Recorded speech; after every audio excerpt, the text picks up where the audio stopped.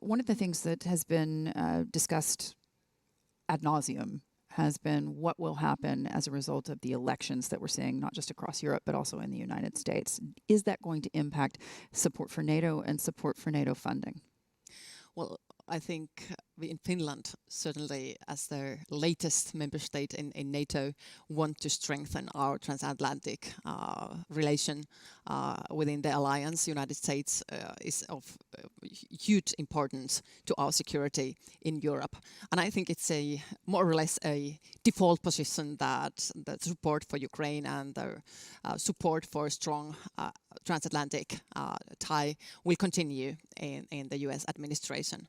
Nevertheless, we cannot be too much reliant on the US support. So I think we have all the reasons here in Europe to strengthen our own capabilities when it comes to defense and deterrence. Speaking earlier to Poland's chief of staff of the armed forces, he said to me in sort of military speak, when they think about the Baltics, they think about it as a lake. And today, his feeling was that it's more secure than it has ever been as a direct result of Finland and Sweden becoming members of the NATO alliance. Sweden's got a little further to go. Yes. But in your mind, what presents the greatest challenge in terms of security? Well, first of all, now that Finland is in NATO and Sweden is about to enter very soon, hopefully Turkey will ratify as soon as possible, then the Baltic Sea, which actually makes Finland practically an island that we are there in the periphery. The Baltic Sea will be a NATO sea, and that is of huge importance to our security and for the whole alliance, because the sea lanes, the sea routes are so crucial for our economies and our well-being. So we can add to the security of the whole alliance by providing better and stronger deterrence in the Baltic Sea. That's number one. But I think our number one issue in the whole alliance is, of course, the cause of Ukraine. We have to be able to help Ukraine for as long as it takes, and we have to be very careful to listen to what are the needs of the Ukraine in order to best possible way address the immediate needs that Ukraine has. Should Russia win this war, or should it continue like forever, for attrition like forever, then it would create such an environment in Europe that would be, of course, detrimental not only for our economy, not our security, but for the well-being of our citizens. So we have to help Ukraine. That's the number one issue for the whole alliance. Do you get a sense as a NATO member that NATO member states are having a real conversation, even behind the scenes, about what actual victory looks like? I hope so. I hope so, because one day the war is over. Even though it is a war of attrition, and it seems to me it's going to continue, we don't see any short-term solution to the situation. But one day it is over, and we have to be also prepared for that. I mean, reconstruction of Ukraine. But we are not there yet. So our short-term task is to help Ukraine, help the civil society, provide with military aid, weapons deliveries, and help to secure the infrastructure of Ukraine so that the society can survive. We are very close to winter. And when winter comes, electricity, heating, it comes ever more important. And let us not forget that last winter, Russia did some really awful, cruel things, bombing the energy infrastructure in Ukraine. So we must now be better prepared to help Ukraine to protect its critical infrastructure. No doubt. And as you say, this is not a conflict that anyone sees as being over in the short term. That means money, that means weapons, that means continued support on a variety of levels. Unfortunately, the latest polls out of the United States suggest that there is a diminishing support, not for Ukraine in terms of the cause, but certainly in terms of the price tag. That could very much be a factor in the 2024 elections. If Donald Trump comes to the White House again, we've seen what he does in the past with legislation or, frankly, any law that he doesn't like. He gets rid of it on day one. To your mind, is Europe prepared to pick up the burden if the United States pulls back when it comes to funding and weapons? We have been doing our homework, but we are not there yet. We have to be better aware of the possible scenarios in the United States. I personally, as a great friend of the United States, I even got married on 4th of July. I still have a lot of belief in the US that the center will hold, and there is a inner built loyalty and solidarity towards Ukraine. A lot of fuss is going on, and a lot of that has to do with domestic issues. I'm an elected politician, and I understand it perfectly well.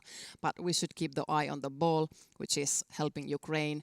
It will be more expensive to the taxpayer in the United States if United States would somehow fail to help Ukraine to win the war. In your mind, as a new member of NATO, what should the penalties be for countries who are even still not hitting that 2% of GDP target when it comes to spending? Because in conversations that we've been having even in the last couple of days here in Warsaw, most would agree that that threshold actually needs to increase. Well, I don't know if it's for me to say that there should be penalties. I think it's because of our own good that we need to invest. Finland is there in 2%, and ever since throughout the decades after the Second World War, we have been investing in our military capabilities, in our armed forces, because deep down we've known what Russia is like. And now I think everybody has had this necessary wake-up call. Russia has invaded in Ukraine, and it's waging a large-scale, traditional war, which should not have taken place, but it's there. And the decision makers in Europe know that we have to invest in our military capabilities, and it takes a lot of money. Mm-hmm. But at the end of the day, it's a question of our societal survival and about our democracies, how we can make sure that our freedoms prevail. As a member of parliament, have you seen a growing interest from the business and private sector to invest in wartime industry? Yes, I think there is the willingness, but everybody needs to have predictability.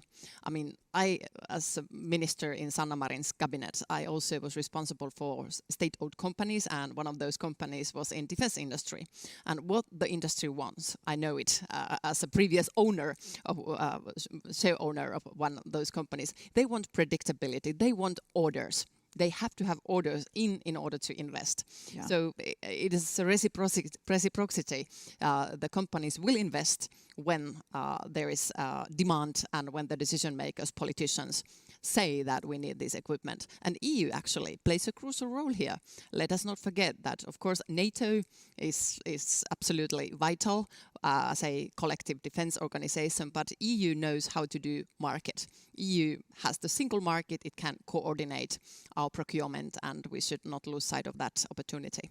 I was speaking yesterday to the head of the Munich Security Conference. Yes. And Christopher essentially said that as a direct result, frankly, of the politics, not just in Europe, but obviously in the United States, we need to be thinking more about Europe's collective security beyond the NATO alliance, talking about the EU as you have. To your mind, in terms of building that industry, that military industry, back up, what needs to happen to give those defense companies clarity? Because as you say, they need to have a longer term outlook. Yes. What does it need to look like in terms of the legislation? Are we talking 10-year horizon? Well, my friend Christoph Heusken from the Munich Security Conference, he's absolutely right. We have to build those capabilities and give the long-term prospects for the industry because of the interests of Europe. It is not against the US. We need US industries. Like Finland, we have just made the decision 2 years ago to buy 64 F-35s. So we need each other. But I'm sure that US would not by any means be jealous if Europe would invest in its own military capabilities and defense industries. We have to have the material in place. We have to replenish the stocks because we have already delivered so much to Ukraine, and the demand is still huge in Ukraine, but our own military should also be prepared for the worst case scenario, because we've seen the true face of Putin. He won't stop in Ukraine. Unless he is bit in Ukraine, he will continue, and our societies need to be ready. Minister, thank you so much for joining the Warsaw Security Forum. Thank you so much for the interview.